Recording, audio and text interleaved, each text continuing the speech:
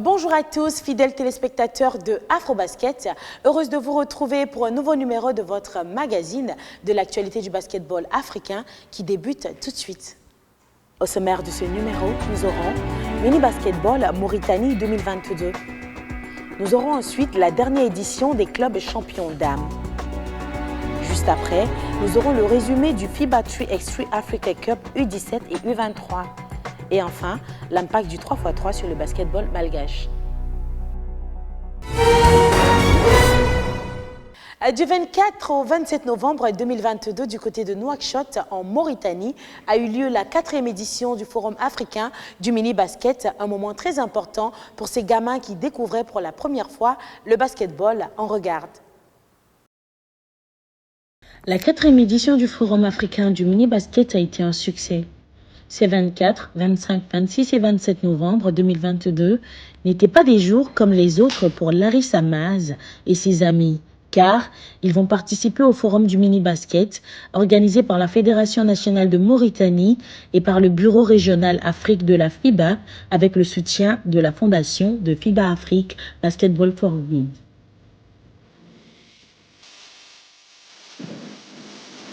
C'est avec beaucoup d'enthousiasme que les 400 enfants, filles et garçons, âgés de 8 à 12 ans, ont fait fi du soleil de Nouakchott pour jouer au basket, la passion pour certains et le coup de foudre pour d'autres.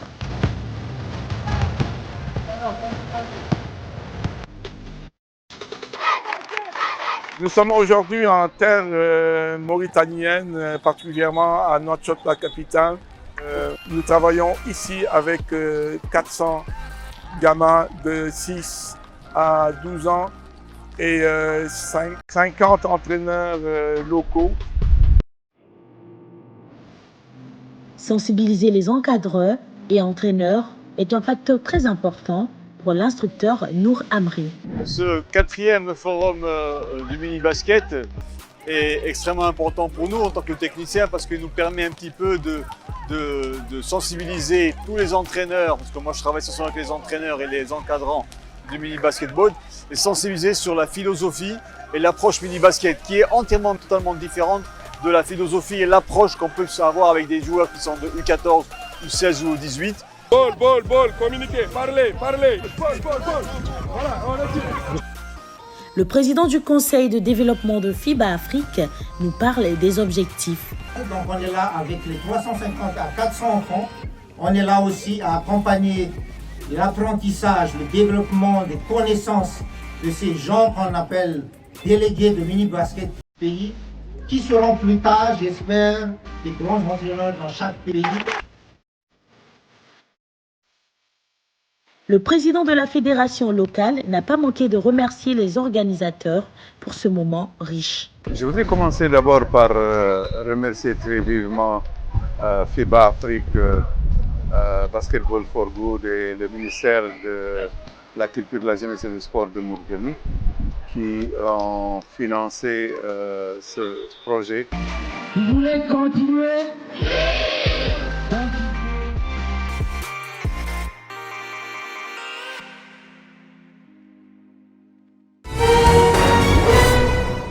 Après 2 ans de stop, les clubs champions féminins ont repris depuis le 9 décembre dernier et se poursuivront jusqu'au 17 de ce même mois. En attendant les phases finales, revivons l'édition dernière. Du 6 au 15 décembre 2019, la capitale d'Égypte a accueilli pour la toute première fois de son histoire la FIBA Africa Champions Cup Women. 34 ans après sa création, la compétition regroupant les meilleures équipes féminines de basketball posait enfin ses valises au pays des pharaons. Elles étaient 8 formations à se mettre en compétition pour le prestigieux trophée continental que détenait Ferroviaro de Maputo. 9 jours de compétition, 8 clubs, une vingtaine de matchs, des anciens et des nouveaux visages, tout ceci prédestiné une belle fête au Cairo Indoor Stadium. L'Afrique centrale était représentée à ce tournoi par FAP de Yaoundé et Caisse nationale de sécurité sociale de RDC. Malgré les 3 défaites concédées en match de poule, FAP réussit à se hisser en quart de finale, mais trébuche face à Interclubé sur la marque de 43 à 81. Caisse nationale de sécurité sociale remporte le derby sous-régional qui l'oppose au club des forces armées et police 56 à 52. après avoir essuyé auparavant 2 échecs face à Ferroviaro et Al Ahly du Caire. L'équipe congolaise est stoppée en quart de finale par Sporting Club d'Égypte qui l'emporte sur le score de 86-42. L'Afrique de l'Ouest a répondu présent à la FIBA Africa Champions Cup.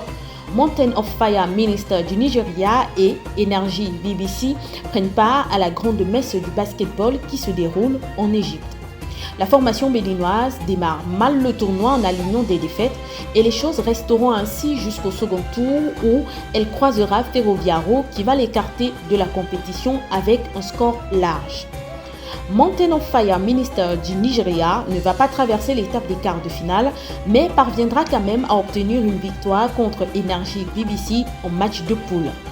Le Caridas est donc composé de Ferroviaro, Interclubé, Sporting Club et Al Ahly du Caire. Sans surprise, Ferroviaro de Maputo décroche son ticket qualificatif pour sa 6e finale. Le double tenant du titre s'impose face à Sporting Club 86-70. Interclub est porté par la Sénégalaise Astou Traoré et l'Angolaise Luca Itale élimine Al Ahly du Caire grâce à 1 point d'écart. La finale lusophone est un remake de 2018. L'équipe mozambicaine bat une fois de plus Interclubé, mais cette fois sur le score de 91-90 et décroche son 2e titre d'affilée sur le continent. Interclub, qui est parallèlement l'équipe la plus titrée du tournoi avec 5 trophées à son actif, se contente de la 2e place. Le tournoi se referme avec le sacre de Ferroviaro de Maputo qui, en 2 saisons, a su se maintenir sur le continent africain. La belle aventure va-t-elle continuer pour la formation mozambicaine? On en saura un peu plus à la fin de la 26e de la FIBA Africa Champions Cup qui se tient du 9 au 17 décembre 2022 à Maputo.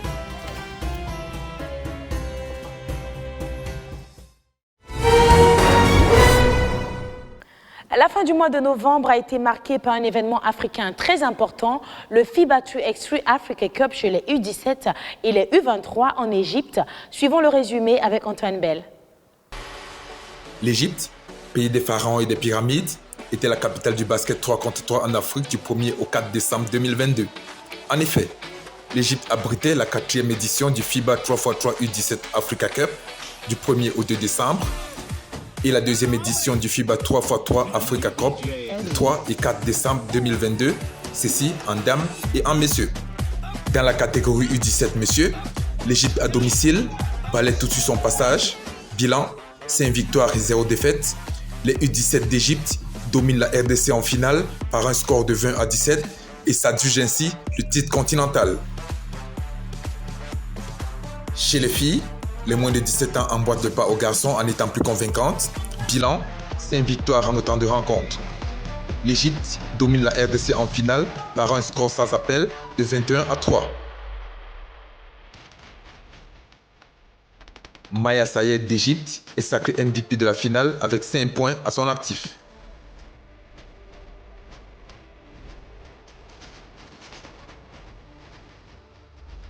Doublé pour l'Égypte qui assure un hold-off parfait chez les garçons et les filles en catégorie U17.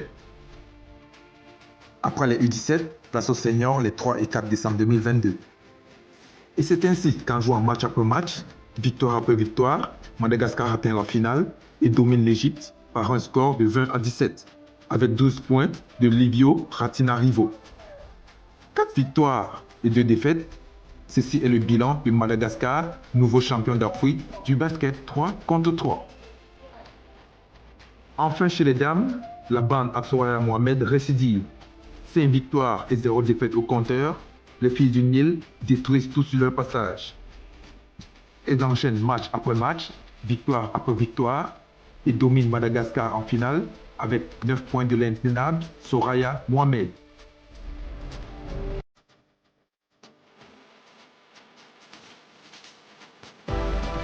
L'Égypte engrange donc son 2e titre d'affilée au niveau continental en basket 3 contre 3.